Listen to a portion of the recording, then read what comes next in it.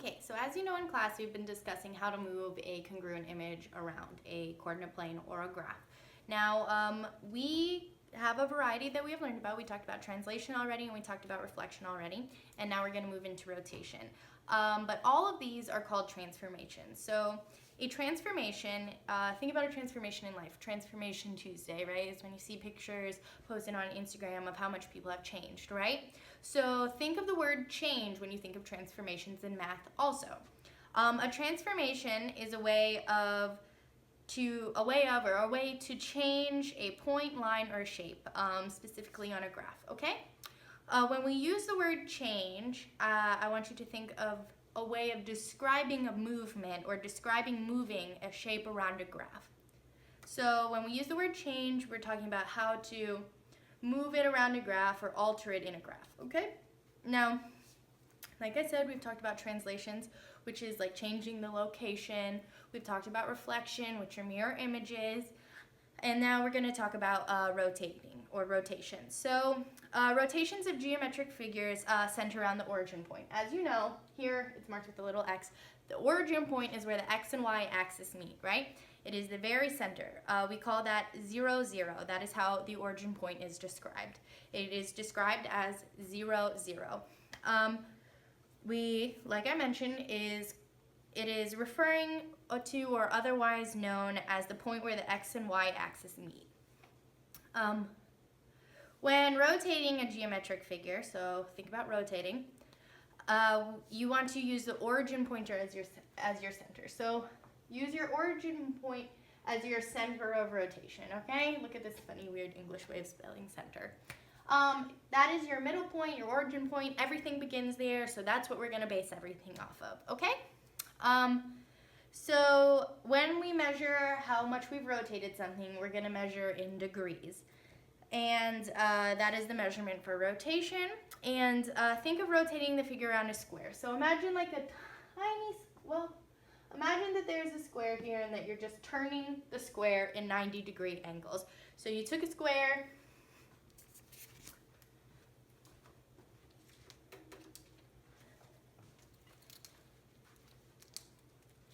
this is the square,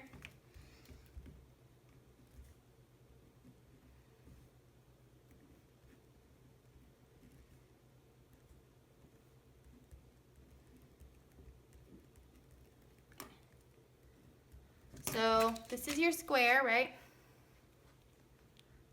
This is point 0, and you rotate it to 90 degrees. You can rotate it to 180, 270, and then 360 is exactly where you were, right? So 0, 90, 180, and 270 back to 360. So now let's talk about the rules of rotating. So there are a couple of things that I want you to think of. So first, let's just look at this image really quickly. So imagine that this is our starting point. This is our original image, our pre-image, right? Our pre-image is the image that we start with, and then the following images result from the pre-image, but they have had transformations occur to them. They have changed in some way. So imagine that this is our pre-image. We rotated it 90 degrees, rotated it 180 degrees, rotated it 270 degrees, and then if you rotate it another 90 degrees, you're back at the original image. So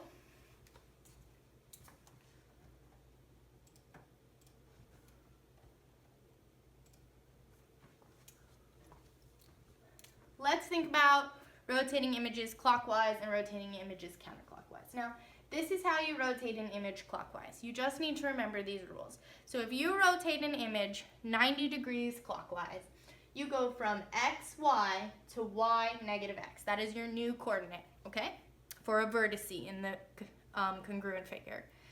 Your next rotation is a rotation of 180 degrees clockwise. Your xy coordinate becomes negative x, negative y. That is your new coordinate for all of the vertices inside of the corresponding congruent figure, okay?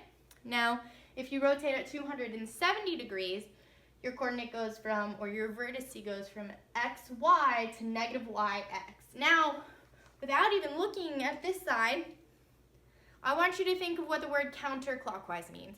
Counter means opposite, right? Or in this case, we can think of it as backwards, right? Because we know that the clock rotates this way, and backwards would be this way, right? So if we're thinking about going backwards, doing the opposite, reverse, reverse, we're just gonna change it up. So a negative 90-degree rotation, or a counterclockwise 90-degree rotation, is negative y, x. Okay, so your original vertice was xy, it now becomes negative y, x. Negative 180-degree rotation, your vertice was xy, and now change it up, and it is negative x, negative y.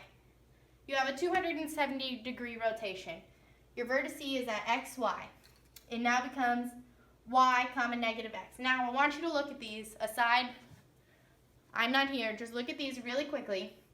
And I want you to think briefly. Make an inference about these two charts. What do they have in common? What is different about them? Can you make any connections? I'll give you a hint. Look at the top of the slide.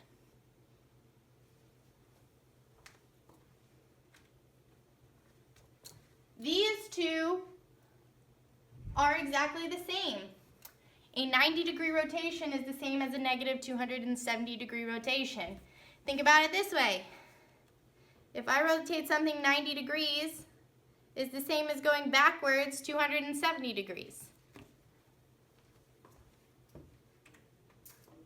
If I rotate something 270 degrees, it's the same as going backwards 90 degrees. So this coordinate is the same as this coordinate.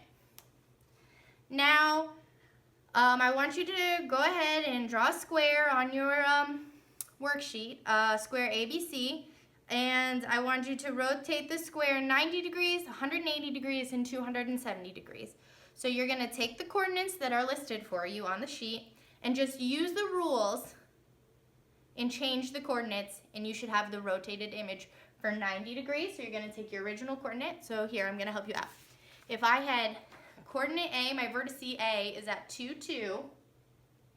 It is now going to be at, my y was 2, so 2 comes first, and my x was 2, so it's going to be negative 2. Do you understand? For 180 degrees, my vertex A, it went from 2, 2. It's now going to be negative 2, negative 2. For a rotation of 270 degrees, my A vertex was 2, 2. It is now going to be negative 2, 2. So go ahead, fill in the rest of that graph, show me the rotations.